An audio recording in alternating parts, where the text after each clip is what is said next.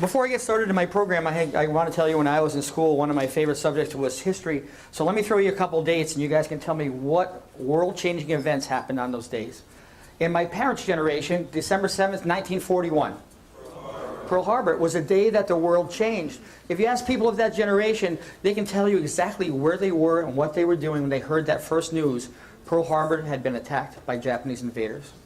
On September 11, 2001, your world changed. Right. The planes flew into the World Trade Center and to the Pentagon. And on those days, the world changed. Terrorists thought that the world would never be the same again. They thought that on September 11th, they were going to bring Americans to their knees. Whether it was going to be in Pennsylvania, near Shanksville, Pennsylvania, and I spoke at Shanksville Elementary School a couple of years ago. I went to the site where that flight changed the atmosphere and the field. When that plane flew over the elementary school, if it had crashed 1 minute before, it would have crashed right into the elementary school in Shanksville, Pennsylvania. But you know, on days like that, when the world has tragedies, when life gives you lemons, you make lemonade. So a lot of you guys are from the western part of the state here, close to New York City. We know that on that day, on September 11th, when the World Trade Center was on fire and firemen and firewomen, police officers, medical staff were all flocking to the World Trade Center to take care and help people out. It didn't matter that day whether you were white, black, Catholic, Muslim, Protestant, atheist, agnostic, Hindu. Didn't matter what race, what religion. Only mattered that day was that we were all Americans. You know, times changed there. The weeks following that, people were afraid. But you know, the resilience of the American public, of the American nation, is one of great perseverance to be able to overcome adversity. So I look at that, and not on a school level, because I know that in some schools, and probably almost every school in the United States, whether from elementary school all the way through high school, one of the big problems is bullying. It's hard to imagine that idea on a scale like the World Trade Center, but I want to tell you, when someone's minding their own business and they get attacked, that's a bullying situation. The World Trade Center on September 11th is bullying on a monumental scale.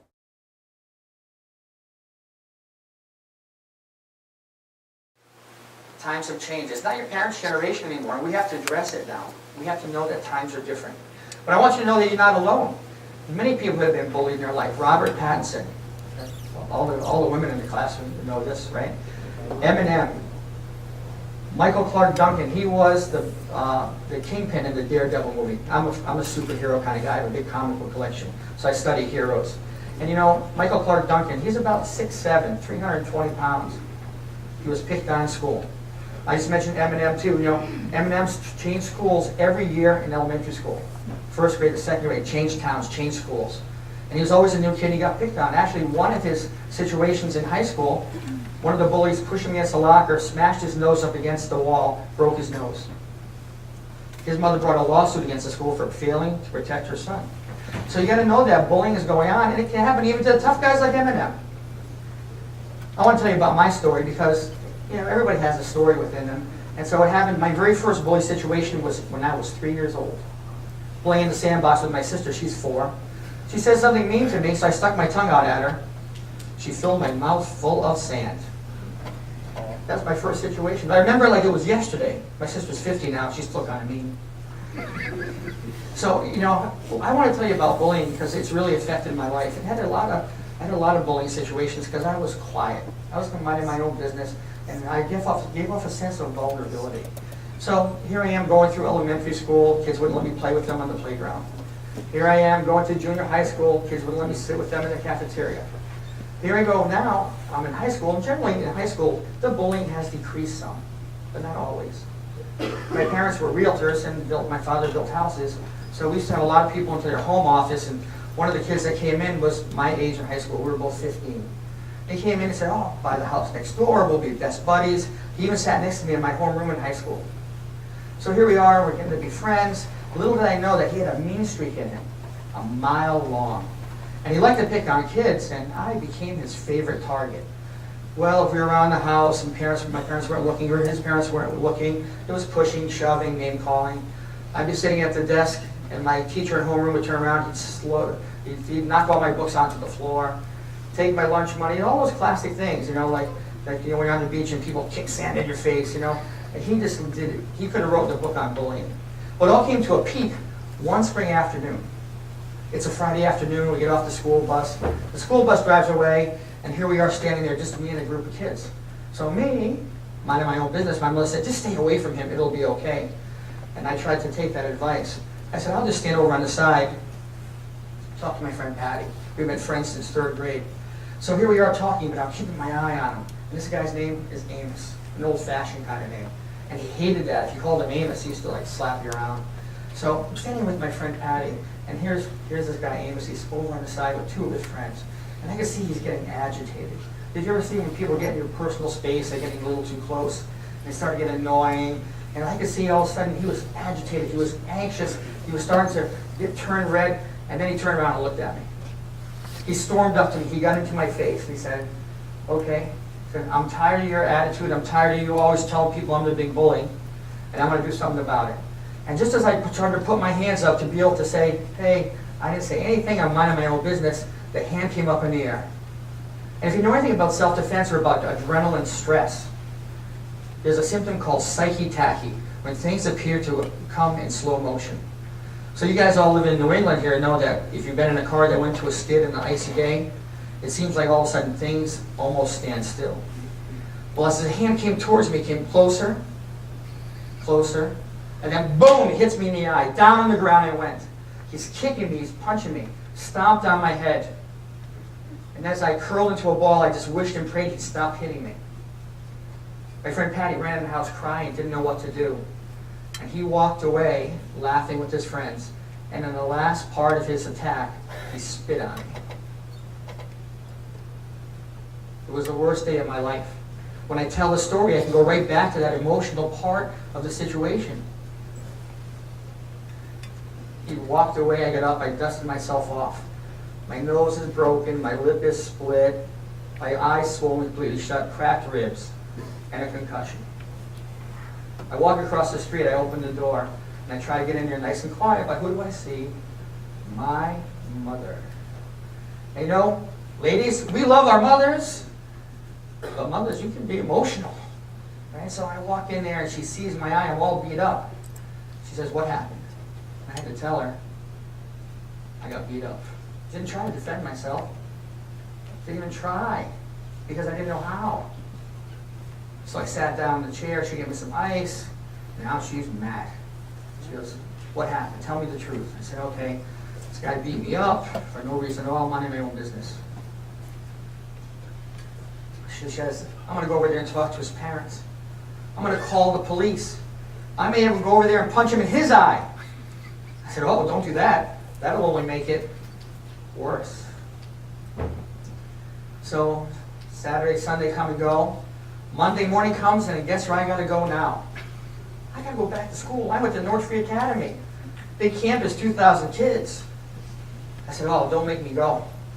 I said, I got a headache, I got a stomach ache, I don't feel good. It really was the embarrassment that I didn't want to fight. And she gave me some of this great motherly advice, which I pass on to everybody today. You don't have to like it, you just have to do it. So she goes, oh, okay, get in the car, you don't have to take the bus. So I walk onto that campus, big open campus like this. And I felt like every one of those 2,000 eyes were on me, staring at how bad I looked. That was the second worst day of my life. And I can remember that like it was yesterday too. Well, as soon as I walk on campus, some people go, oh, we heard you had a big fight. And I said, I'm okay, don't worry. And some people just come up and go, hey, nice eye, loser. Nice black and blue marks. People had no sympathy. So the day came and gone. I get through the last couple of weeks of school, and summer comes. I go, oh, thanks. I'm so thankful. I don't have to go to school anymore. Except he lives right next door to me. So I can't even go outside anymore. I lost my circle of friends because they all wanted to hang out with him, because if you didn't hang out with him, you might get beat up. So here I am, beat up, lost my friends, can't go out of the house. Sleepless nights, nightmares, insomnia. A door slams, I jump. So years later I find out I'm a victim of post-traumatic stress. Well, the summer came and went, and September comes back again. I got to go back to school. I go, oh, I don't know. I said, don't worry, it'll be okay. He's kind of calmed down. I spoke with his parents. So in the meantime, I walked by the table in my kitchen, and I see the newspaper opened up. And I see a big ad there that said, free martial arts classes starting. So I ripped it out. I ran up to my mother. I said, please, let me take some martial arts classes. She goes, no, it's too much money. It costs so much money to go. I said, I don't have time. It's too far. I said, please, I'll do anything it takes. I'll vacuum the carpet. I'll wash the dishes. I'll paint your toenails. I said, please, I'll do anything. Let me take martial arts classes. I've got to defend myself. So I went down there and I watched these Asian guys and I saw it back when I started karate in 1969. If you were Asian, you knew that you were black belts. Right? That was just a supposition back in that era. So I watched him do all the punches, kicks, and blocks. I watched him break boards. And I waited until everybody was left. And he comes up to me and says, the teacher says, you got to leave, we're closing the school. I said, excuse me, sir, I want to take martial arts. And he asked me the question I asked my martial arts students, because I still teach martial arts. I said, what's your motivation? I had to think for a minute. I said, I know what. I want to beat up bullies. He said, I can't take you as a student, because martial arts is not about fighting. I said, look, I just saw you guys punching and kicking and doing the board breaking. He goes, well, you see, no one got hurt, and it was not done out of anger. So I asked him to teach me some martial arts. He said, tell me your story. And I told him, he said, wouldn't it be better if I could teach you to walk with courage and confidence, and people won't pick on you? I said, yeah, that'd be great, but teach me the chops too. So I went out to learn martial arts, and I've trained in martial arts for over 40 years and 7th degree black belt. I trained there and competed all over the world, and even a year ago I trained in Korea, and I trained at the same karate school that Chuck Norris got his black belt. Yeah, it's true. So, I've had this great opportunity. Martial arts saved my life. But I want to let you know that bullying is a big problem in schools, and it's not going away, and you guys need to address it. That's the truth of the matter. So when I didn't want to go to school that first day, I didn't know until years later that, on average in the United States, 160,000 students will skip school each day in the United States today because they're afraid of bullies. Okay?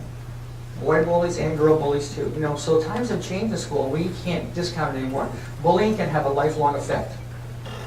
So it's my goal here to be able to teach a little empathy today, because I think that's really the secret. I have a news article here. It's from Time magazine a couple of years ago, but I think it's very relevant still today. It's called From Little League to Madness, and I want to give you some of the highlights of it. It talks about two teenagers. They were sweet, they played video games, they liked to go to picnics. One boy, Eric, competed in community fishing contests. He was remembered as normal, fun-loving, and shy. They were both quiet, and one refused to play Little League if he didn't get to pitch. One of the boys, the son of a geophysicist. One was the son of a disciplined military man. Quiet, respectful, like their teachers. They began to get heavily involved in playing violent video games, and sometimes they'd play until it was time to go to school in the morning. Both became loners, not part of the popular group. One of the boys filled the diary with thoughts of hate and violence, and soon both boys changed their appearance. One of the boys kept a diary, and one of the entries said, "Ich bin Gott," in German translates to, I am God. There definitely were groups and cliques in school, and these two guys didn't fit into any of them. The jocks, the football players, would push them up against the lockers, call them fags, and make rude comments. For a class project, they made a video, casting students as gunmen in long coats, shooting athletes in the hallways. On Tuesday, April 20th, Hitler's birthday, Eric and Dylan skipped school. As lunch hour began, Brooks Brown saw Eric in the school parking lot. He noticed they were acting strange and asked, "What are you guys up to?" He said, "Never mind, we like you. Go home." As he drove down the driveway, he stopped, checked his cell phone, heard gunshots ring out. 12 students and a teacher dead in Columbine High School. This is not separate. Over the last decade, there have been over a dozen school shootings because of kids being bullied and not knowing what to do about it. Have times changed in schools? Yeah, I think so. I think we need to really understand that bullying is hurtful and dangerous. Not only the person being bullied, but the people that are being the bullies too. So let me tell you a quick story about a school in Nova Scotia. It's a middle school, and the girls start putting lipstick on, and it's just not a big deal, but every time they leave the girls' room, they put little lip prints across the mirror. So it gets to be problematic, so the custodian brings the principal into the school and says, this is getting to be a big problem. It spends 2 hours every day cleaning the mirror off.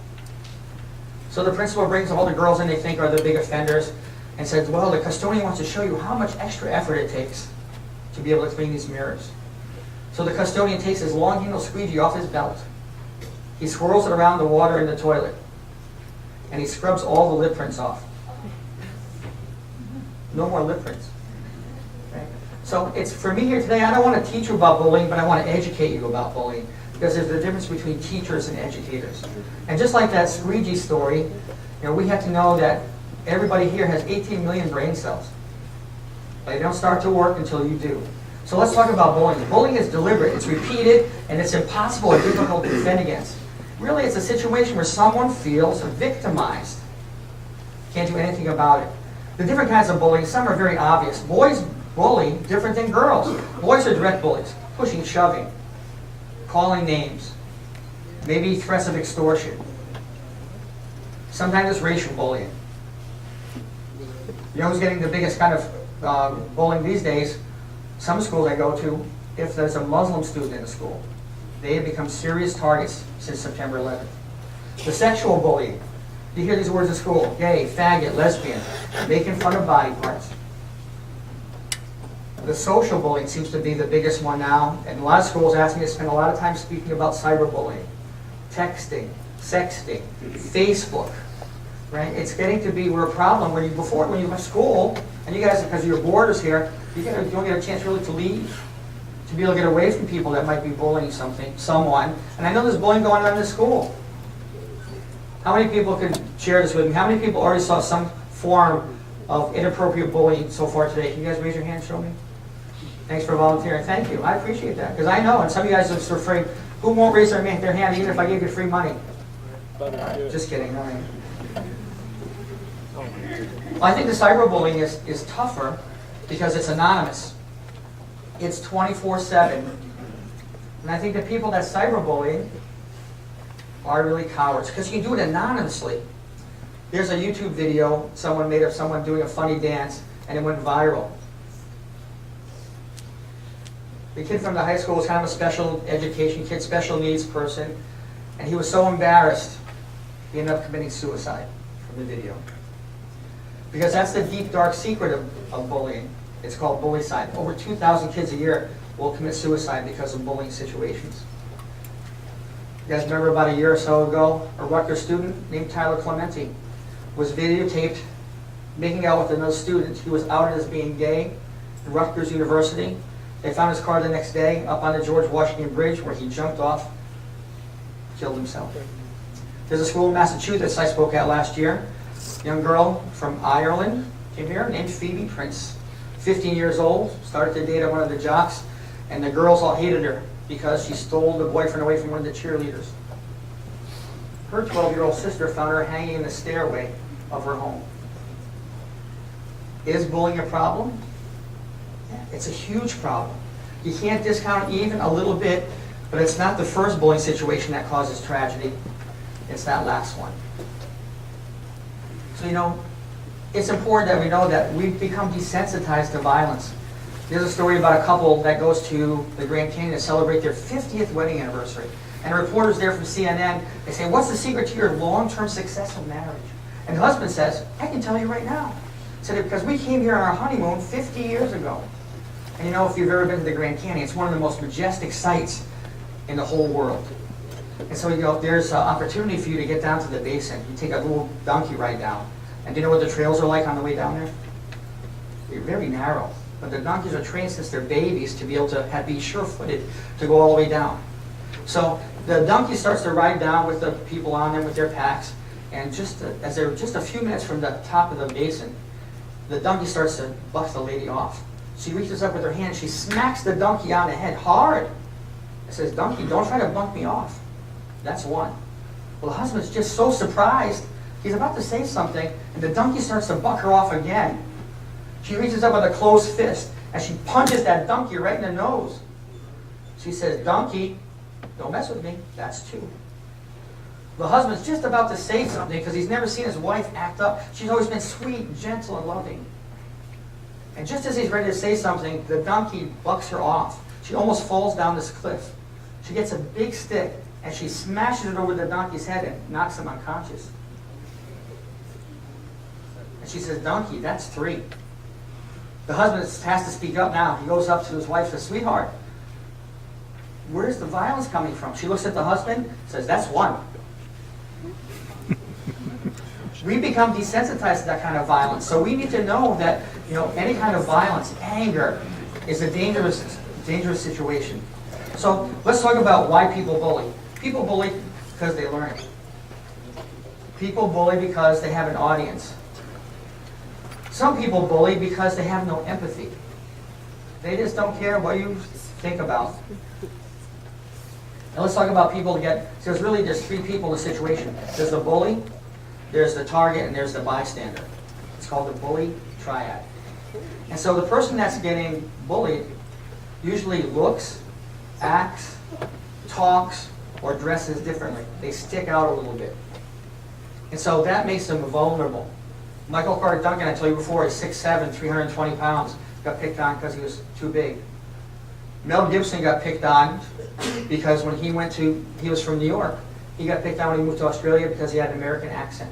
Uma Thurman, bullied because she's too tall. Tom Cruise, bullied because he's too short.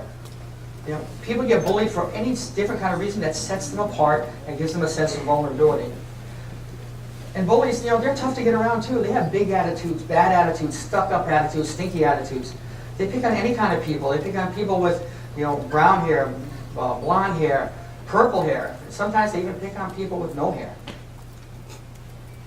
So it's time for people to identify that bullying is a big problem and it has to stop, but it has to start with one of you guys. The very first person that can speak up, I believe, can become an everyday kind of hero to help everybody respect others. In 1995, I went with a karate team to Europe to compete in the World Championships. And so we went there, and one of the students that went with us, his name is Scotty. He's blonde hair, blue eyed, about 15 years old. But Scotty's a black belt in a non-traditional sense. Scotty has a crooked spines, crooked some of the stone walls that run through some of these old farms out here. He was born with a condition called spina bifida. He walks with 2 big metal crutches.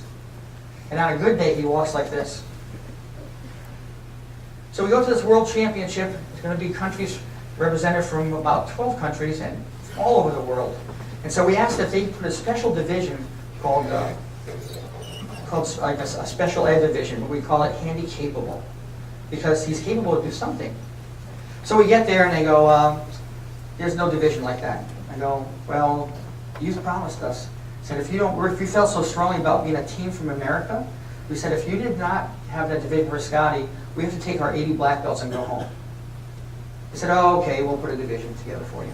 So we're walking through, we're meeting people from all the different countries, and I'm introducing myself to different instructors from around the world, and Scotty's standing right behind me, and as people put their hands out to shake hands, they're walking right by Scotty. Scotty comes up to me and says, "Mr. Bogdansky, what's the problem?" I said, "I don't know, let me go ask this karate teacher."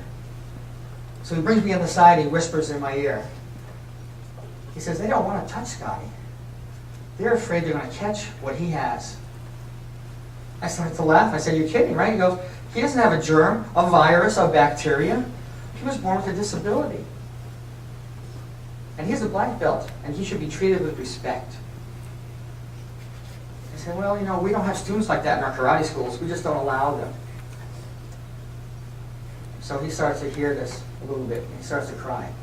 He goes, "Oh," I said, "I just want to go home." And I gave him my muzzled advice. I said, "You don't have to like it, you just have to do it." I said, "You get out there and do your best." So if you know anybody ever do martial arts here? Must be a big crowd like this. You guys that do martial arts? And so martial arts competition, one of the competitions you can do is called forms competition. You get out by yourself. You demonstrate your blocks, your punches, and kicks.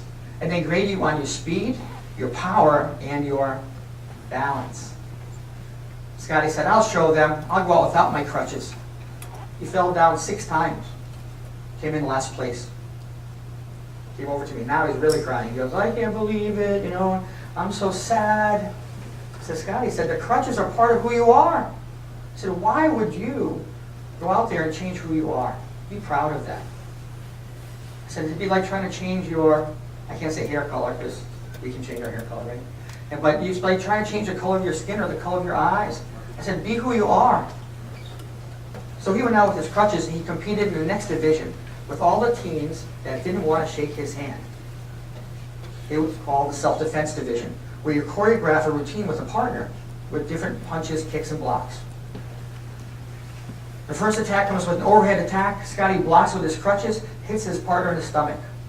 His partner lunges at him with a punch. Scotty sidesteps because he's pretty dexterous with his crutches. He hits the guy in the stomach, hits him on the toe with his crutch, and as he's hopping around, he sweeps him to the floor. Attack after attack, defense after defense. Scotty's moving like a cat out there.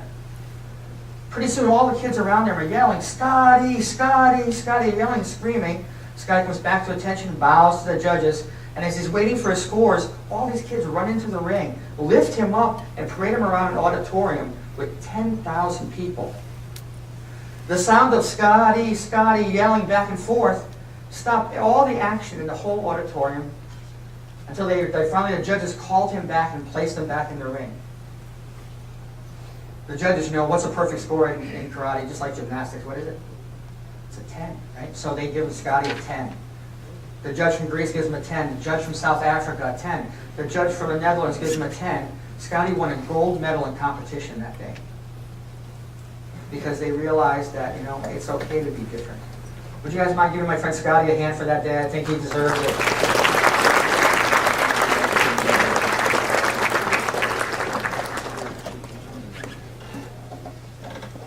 We know that bullying is a problem. We know what bullying is. We know that the girl bullying is a big problem too. So if I were to bring 4 bullies up here, 3 of the 4 would be boys and 1 of the 4 would be a girl. Girls bully differently because they're indirect. They gossip. They spread rumors. They use friendship as their currency. They exclude people. They shun the other girls that are not into their group. Any of the girls seeing this going on in the school? Yeah, some of you guys are nodding your head. Yes, thanks for sharing it with me because I know it happens. It's almost like a ninja bullying because girls are really good at hiding it. Just like that old adage, sticks and stones will break my bones and words will never hurt me. But we know that words are very hurtful too. And I happen to know that some schools, that the girl bullying is far outweighing the boy bullying, the male bullying in schools. And actually I've talked to several of the teachers, some of the students in the school, and they agree with me. It's important to know that the bullying has to stop, and we have to take certain steps to transform people. It's not about having one rule or one idea or one assembly to be able to make bullying stop, but it starts with one person at a time. So I went to your website and I talked to several of your teachers, and I want to thank Mrs. Sawyer-Smith for bringing me here today. I appreciate that. And the 5 values, and these just ring so true. To have respect, treat others with dignity. To have compassion, to show empathy. To have honesty, to maintain a clear conscience. And in spirituality, to care about each other. And in self-reliance, do the right thing. For the right reason, at the right time. Talked about the bully triad because, the person that's the bully, it works. They usually don't care. The person that's being targeted, that person has suffering some way and just usually can't fight back, no matter how hard they try. So the 99% solution is everybody else that's standing there. You are the bystanders.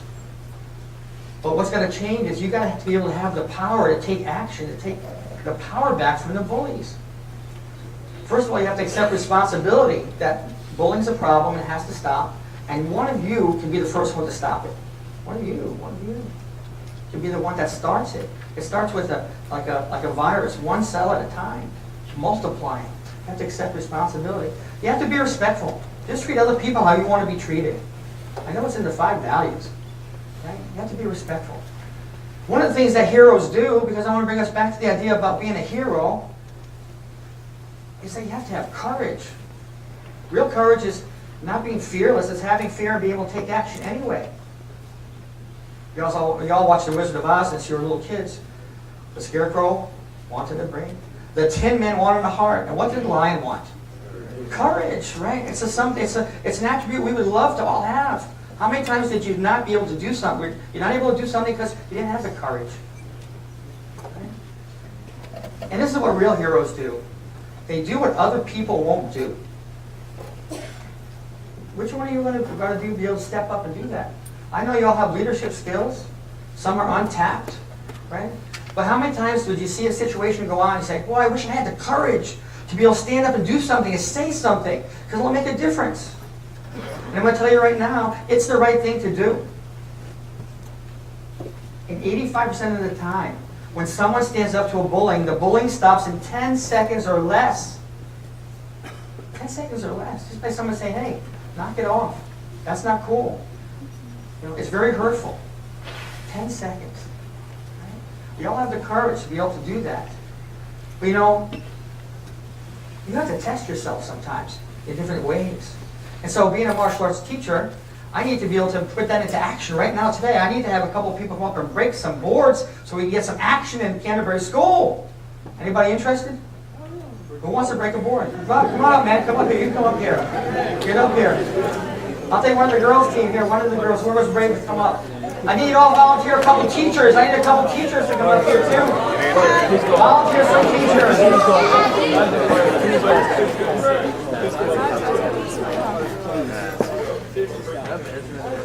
Don't worry, don't worry.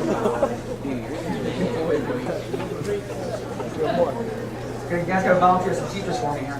Oh, you have one teacher, huh? Yeah, one.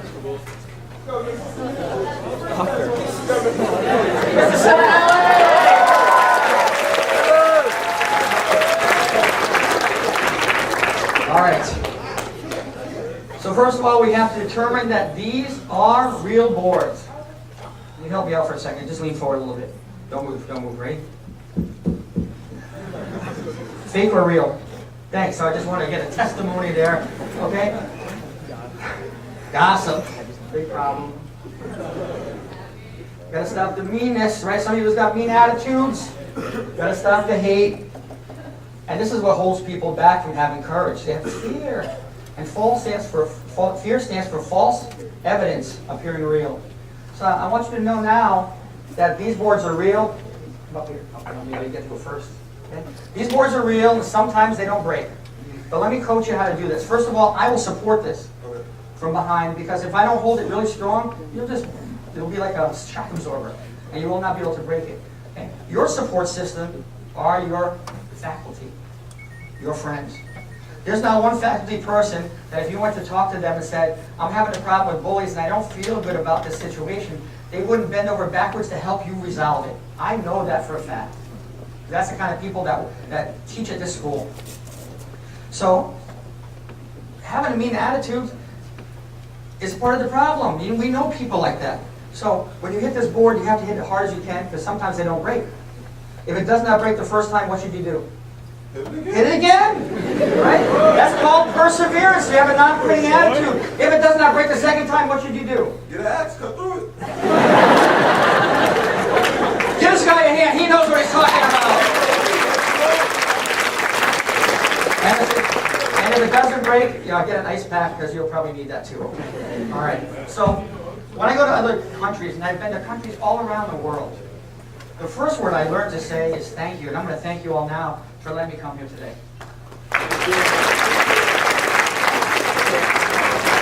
But I believe the most powerful word in any language is the word yes. So what I need y'all to do is just help get behind them to get that team spirit. We're going to count 1, 2, 3. And on 3 to break the board, you all yell yes. Can you do that? Yeah. All right, here we go. What hand you're right with?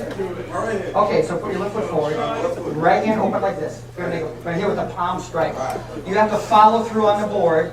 Because if you guys don't change anything after I left here today, that's no different, right? You all have to take action. Okay? So on a count of 3, it's going to be like this. 1, 2, 3, right through. Ready? 1, 2, 3.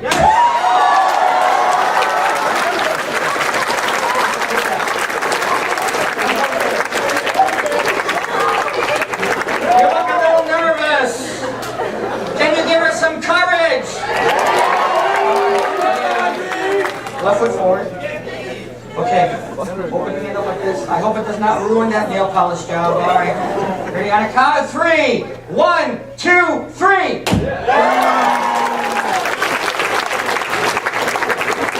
That was good. Is she ready? Okay, here we go. Hand open like this. Palm heel straight. Follow through. And remember, when you do this, you don't hit with your hand, you hit with your whole body. So your whole body must move through the motion. Okay? On a count of 3. 1, 2, 3. Oh, good job. Here, take this with you. This souvenir.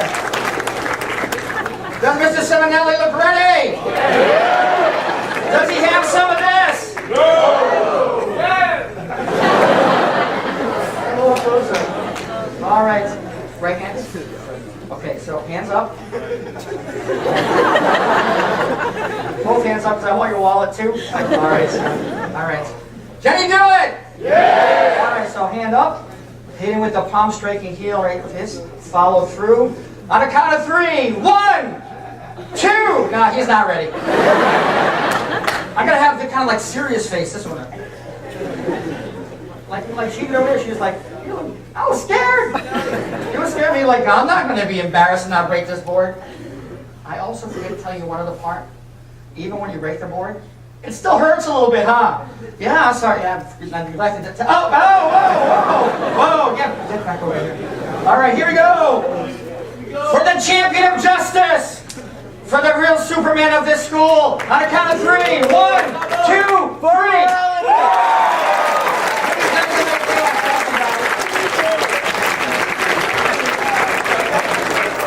Awesome. Hey, before we get ready to close the program,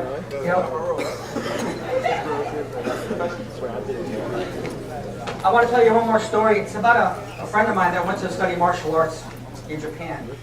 And there's a martial art called Aikido, and there's no punches, no kicks. It's all about redirecting force. And Aikido could really be called the art of reconciliation, because when you do this, there's like no opponent, you just redirect their energy. And so he went to study over there, and to supplement his income to pay for his lessons, he was teaching English to Japanese students. But he had a little bit of a temper, and he always wanted to test himself in martial arts, and he wanted to try to get in a fight to see if it really worked. Well, his teacher always tell him, if you fight, you've broken your connection with the universe. The martial arts is not about fighting.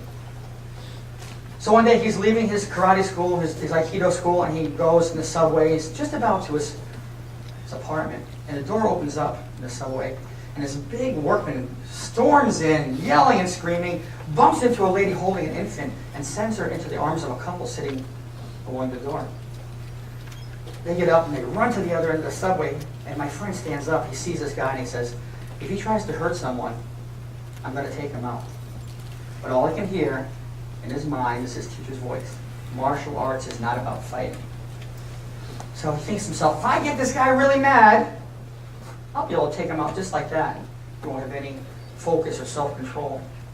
So just then he stands up and he blows him a kiss. Well, this big workman is mad. He looks over, he's got bloodshot eyes, dirty clothes, he's got dried vomit down the front of his beard.